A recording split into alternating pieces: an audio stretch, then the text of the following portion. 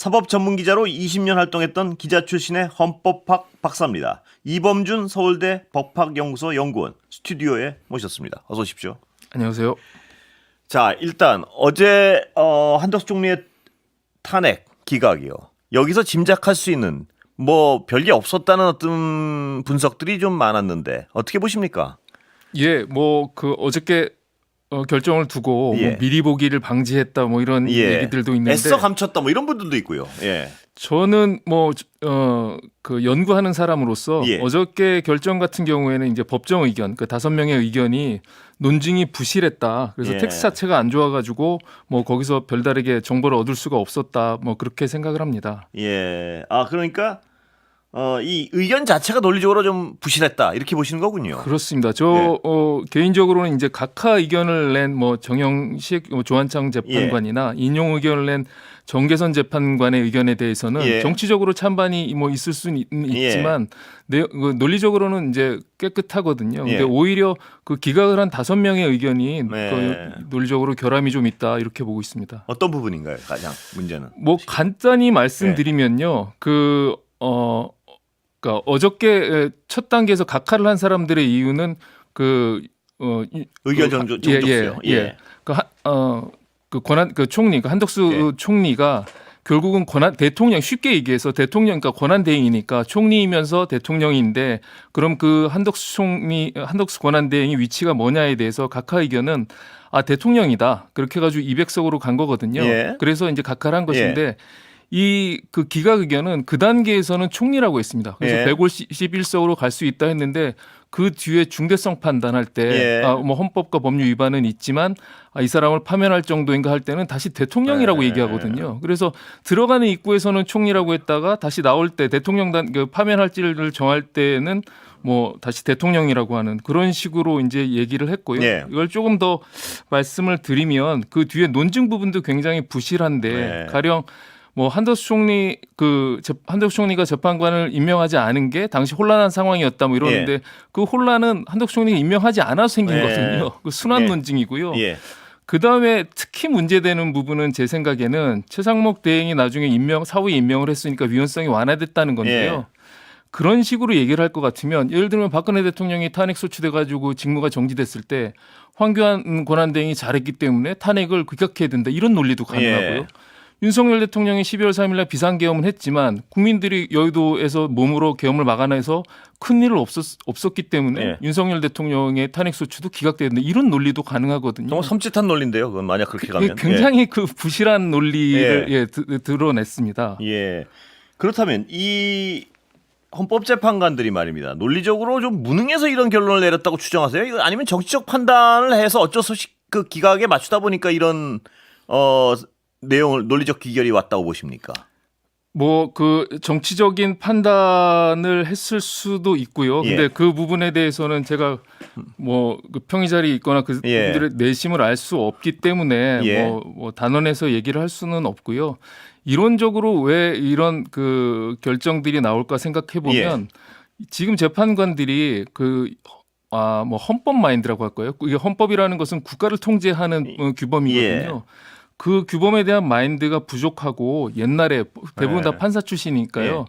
그 민형사 재판하던 습관이 있는 것 같습니다. 가령 이제 한덕수 총리 민형사 재판하던 습관이 있다는 건 뭐냐면 민형사 재판은 개인을 상대로 하고 헌법 재판은 국가 기관을 상대로 하는데 그 둘을 혼동하고 있다는 겁니다. 가령 어저께 그 한덕수 총리 기각하면서 한 얘기 중에 뭐 그 한덕수 총리가 임명하지 않고 뭐 이런 벌인 거에 대해서 고의 과실이 없다 그랬거든요.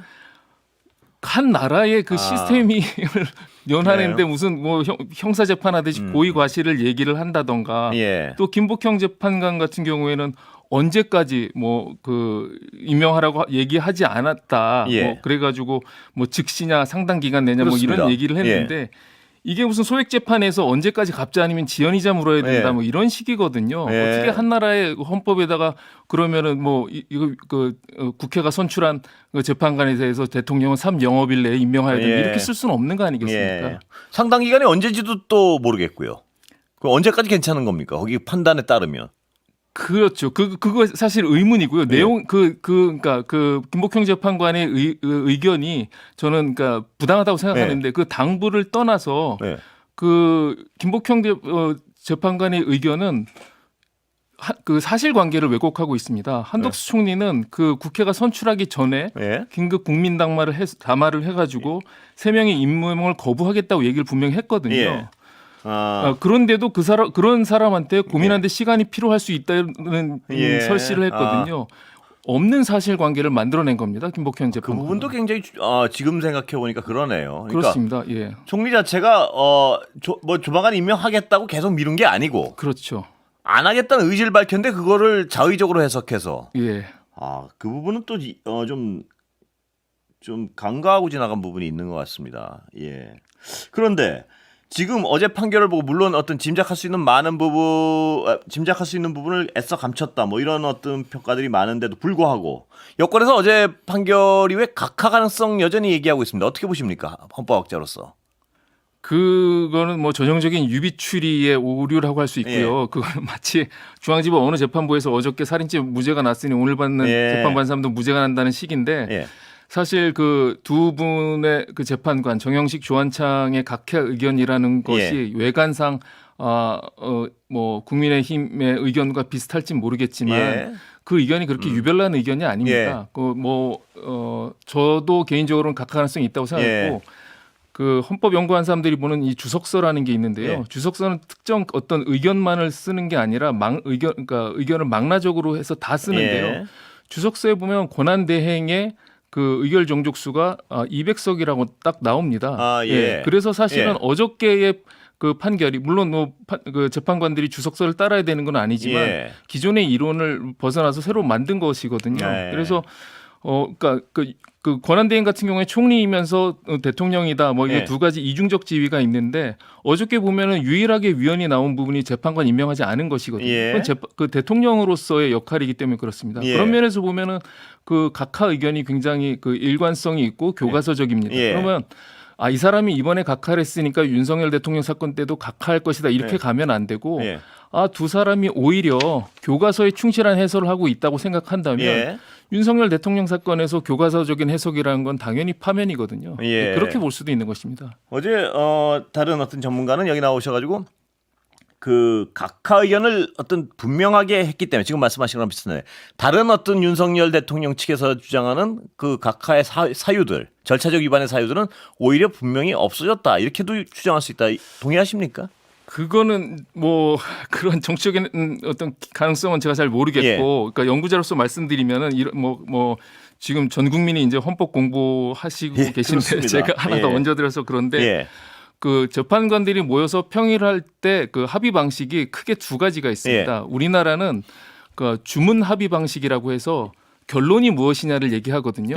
그래서 어저께 나온 결정 같은 경우에는 두 사람은 나 결론은 각하야 하면서 각하 주장을 하고 빠진 겁니다. 그래서 6명에서 본안 결정을 했기 때문에 그 다음 단계의 내용을 하나도 얘기를 안 한 것인데요. 유럽 같은 데는 다른 방식으로 합니다. 유럽 같은 데는 그 8명에서 재판을 해서 2명은 이제 각하라고 했고 6명은 인용이라고 해서 본안으로 들어가지 않습니까? 그럼 그 2명을 다시 부릅니다. 다시 불러서 이번에 미임명 사건, 임명 거부 사건에 대해서 어떻게 생각하는지 의견 말하세요 해서 하거든요. 그런 나라의 재판 시스템 같으면은 두 각하 의견의 재판관의 내심을 알 수가 있겠죠. 그런데 우리나라에서는 도저히 알 수가 없는 겁니다. 그렇다면 다시 원점으로 돌아가세요. 기각, 각하, 인용 어떻게 예상하십니까? 윤석열 피의자에 대해서. 이것은 뭐 저는 제 개인적인 의견이라기보다 제 주변의 뭐 연구자들 선생님들의 의견은 절대 다수가 파면이 될 것이고 그런 의견에서 벗어난 결론이 나올 거라고는 뭐 잘들 생각을 하지 않습니다. 그렇다면 국민들이 가장 궁금한 것은 그거 아니겠습니까? 왜 도대체 이렇게 오래 걸리지? 이렇게 자명한 건데 지금 말씀하셨지만 이게 뭐 국민들의 어떤 상식적인 시각에서 봐서 굉장히 단순한 문제 같은데 왜 이렇게 오래 걸릴까? 어떻게 추정하십니까? 뭐 물론 추정이겠지만 처음에 그러니까 애초에 예상했던 그 선고일이 14일 그게 이제 앞에 노무현 대통령, 박근혜 대통령하고 거의 비슷한 시기고 금요일이고 해서 이제 그 날로 예상을 했다가 한 주가 지날 때만 해도 워낙에 이번에 탄핵 재판은 시끄러웠기 때문에 재판소가 그 복잡한 그 법리적인 것들, 절차적인 것들 정리하느라고 한 주 정도 늦어지는구나라고 그렇죠. 예. 생각을 했는데요. 이번에 한 주 더 늦어지고 심지어는 지금 이번 주에서 다시 넘어간다는 얘기가 나오는 예. 상황이 되니까 일부 재판관들이 사건을 고의로 지연시키고 있다라고 네. 생각할 수밖에 없습니다. 아, 고의 지연의 가능성이 가장 크다 이렇게 보시는군요. 그렇습니다. 예. 그 고의 지연의 목표는 뭡니까? 그러니까 결과가 예를 들어서 8대 0의 전망에 대해서는 여전히 어떤 그렇게 보시는 건가요? 8대 0이라고 단정하기는 어렵고요. 그래요? 예. 만약에 이거는 가정인데 그 시중에 도는 얘기처럼 두 명의 재판관이 기각, 그러니까 예. 반대할 가능성이 있다, 뭐 한다면 예. 그 재판관들이 아마 고민할 것입니다. 예. 그러니까 단순히 뭐 나를 대통령이 임명해주거나 국민의힘이 추천했다 이 예. 차원이 아니라 예. 그래도 일국의 재판관이기 때문에 밖에서 어쨌든 윤석열 대통령에 대한 지지 여론이 일부 회복되고 예. 있고 또 윤석열 대통령 탄핵에 반대하는 그 시위도 역시 있고 하는데 그럼 어떤 그 이렇게 분열된 국론과 그 나라 상황에서 어떤 결론이 오를 것이냐 하고 예. 내심의 생각을 할 것입니다. 예. 예를 들어서 8대 0 스트레이트로 끝내서 국론을 통일하는 게 낫냐 예. 아니면은 안 그래도 저기 지지하는 사람들을 위로하는 결론이 낫냐 예. 그 고민을 할 수는 있다고 생각합니다. 예. 그 고민에서 지금 어떤 이 지연이 벌어지고 있다 이렇게 추정하시는 건가요? 고민해서 예. 지원할 수 있다는 것은 아주 초반의 예상이었고요. 예, 지금 단계는 그 고민을 명분이고 예. 어떤 특정 시기를 지내보내고자 하는 의도가 있다고 볼 수밖에 없습니다. 그 의도에 뭐 의심하시는 부분이 있습니까? 혹시 그 의도가 그건 뭐예요? 뭐 앞뒤로 봐도 이재명 대표의 항소심 선고겠죠. 예. 그렇다면 내일 이후로 빨리 잡아야 될 거 아닙니까? 그 의도라면. 그렇습니다. 예, 예. 사실은 저는 그래서 그래도 재판소가 예. 미국의 헌법재판소가 고등법원 재판부 사건을 보고 결정한다는 얘기를 듣지 않으려면 예. 오늘 화요일 날 하던가 예. 아무리 늦어도 내일 뭐 모의고사나 이 문제는 경찰과 교육당국 해결할 수 있었을 것이고요. 수요일까지 했었어야 된다고 생각하는데 이미 그 시간은 놓쳤기 때문에 예. 뭐 금요일 해도 그렇게 칭찬을 받을 시기는 아니지만 예. 금요일이 데드라인이라고 생각합니다. 예. 아까 그 질문인데 뭐 국민들 8대 0 가능성은 좀 낮다 이렇게 보시는 건가요? 그 뭐 이건 뭐 추정의 영역이니까. 어떻게 보세요? 그러니까 예를 들어서 기각 의견도 좀 있을 수 있다 이렇게 보시는 쪽인가요? 아까 말씀하신 게 그러니까?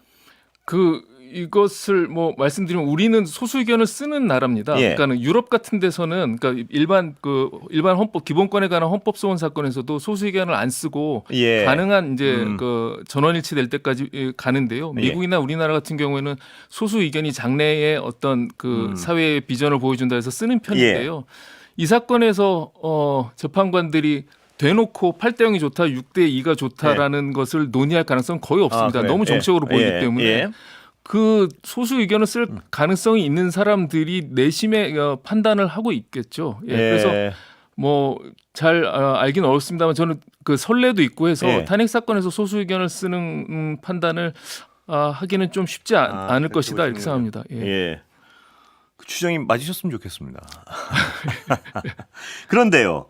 이 내부 상황은 뭐 그쪽 어떤 헌법학자로서 보시기에 전혀 그렇게 알 수가 없습니까? 어떤 논의가 진행되고 있고 뭐 일반인들이 많이 궁금해하는 게 그 부분도 있는데요. 사실 내부 소문이 조금씩이라도 좀 새 나올 수 있나요? 아니면 그렇게 진짜 완전히 깜깜이로 모를 수밖에 없는 건가요? 지금 저도 그래서 이제 그 두 가지가 있는 것 같고 일부 이제 언론기관에서 나오는 보도가 있고 그다음에 흔히 이제 그 정보지라고 하는 밭글로 돌아다니는 게 있는데요. 일단 그 언론에서 나오는 보도는 이게 사실인지 아닌지 확신할 수 없습니다. 왜냐하면은 이게 설령 그러니까 재판관한테 직접 나온 1차 소스라든가 아니면 그 연구관을 거쳐서 나온 그래도 가까운 2차 소스라고 생각을 해도 그 소스를 말한 사람이 주관적인 판단일 가능성이 있거든요. 그래서 예를 들면 아직 합의가 안 됐다 하는 게 본인 생각일 수 있습니다. 어떤 특정 재판관의 생각일 수 있고 다른 사람들이 보기에는 합의가 안 되긴 뭘 한데 다 돼 있지 이렇게 생각할 수 있기 때문에 언론 보도가 팩트라고 그러니까 정확하게 들은 정보라고 하더라도 그게 진실은 아니라는 거죠. 사실일 수는 있어도. 그리고 그 오늘 방송 준비하면서 뭐 그 작가님이 보내주시고 해서 저도 이제 그 지라시라고 하는 걸 좀 봤는데요.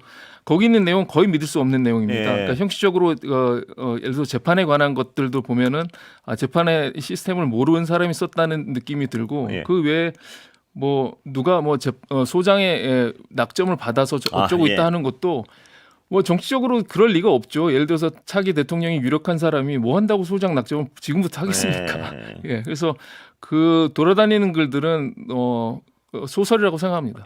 저런 가능성은 어떻게 보십니까? 아까 고의 지연의 의도가 엿보인다고 말씀을 하셨는데 혹시 두 명의 재판관 임기가 끝날 때까지도 고의 지연할 어떤 의도 이런 것도 가능합니까? 그거 너무 위험한 선택을 하는 것이고요. 예. 그 지금 최상목 권한대행에 대해서 권한쟁의 사건에서 최상목 권한대행이 재판관 한 명 지금 임명 안 한 것이 헌법 위반이라는 거 아닙니까? 예. 헌법 위반인 이유는 그 헌법이 부여한 권한이라는 거는 권리와 의무가 동시에 들어 있습니다. 예. 권한을 행사하지 않고 있어서 자기 의무를 지금 저버리고 있다는 것인데 재판관에게는 똑같이 사건을 적시에 처리해야 될 헌법적 의무가 있습니다. 예. 그 의무를 일단 게을리하고 있는 것이고요. 예.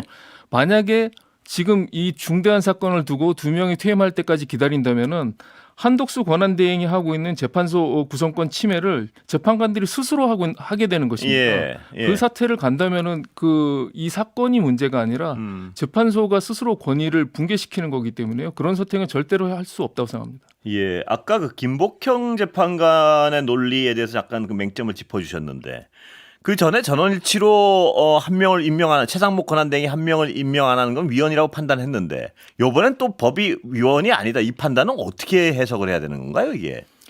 김복형 재판관의 그 의견은 예. 그 권한쟁의 사건이라는 거는 이름이 권한쟁의지 예. 헌법재판소에서 하는 것은 다 위헌을 다루는 예. 것이거든요. 예. 그러면은 최상목 권한대행이 재판관 한 명을 임명하지 않은 것은 위헌이라는 예. 겁니다. 그 본인도 그렇게 판단을 한 거고요. 예.